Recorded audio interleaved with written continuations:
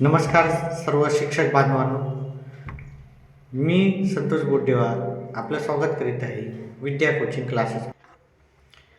तर आजचा आपला विषय आहे की TETचा जो पेपर झालेला आहे 23 नोव्हेंबर 2025ला त्याची जी उत्तरपत्रिका आपण वेगवेगळ्या माध्यमातून पाहिलेलीच आहे.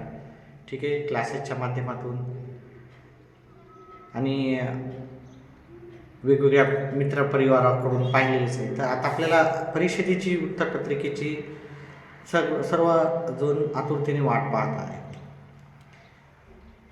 आणि ही आतुरता त्यांना जास्त आहे की जे विद्यार्थी याच्यामध्ये पास होणार आहे. तर परिषदेची जी उत्तरपत्रिका आहे शिक्षण परिषदेची ती आता थोड्या दिवसात येईल, आज किंवा उद्यामध्ये येऊन जाईल. कारण परीक्षा होऊन जवळजवळ आपले 10-12 दिवस झालेले आहेत. तर त्याची उत्तरपत्रिका तुम्हाला नक्कीच येईल. ती प्राथमिक दर्जाची उत्तरपत्रिका राहील. त्याच्यामध्ये जर तुम्हाला काही उत्तरामध्ये तफावत वाटत असेल तुमचं सजेशन तुम्ही शिक्षण परिषदेला काय कळवू शकता. आणि त्याच्यानंतर अजून एक उत्तरपत्रिका जाहीर होते. ठीक आहे, तुम्ही तुमचे सजेशन दिल्याच्यानंतर त्याच्यात काही सुधारणा होत असेल तर सुधारणा झाल्याच्यानंतर अजून एक उत्तरपत्रिका जाहीर होईल आणि त्याच्यानंतर काय होतो नवीन एक उत्तरपत्रिका जी की अंतिम उत्तरपत्रिका राहते ते तुम्हाला त्याच्यामध्ये येईल.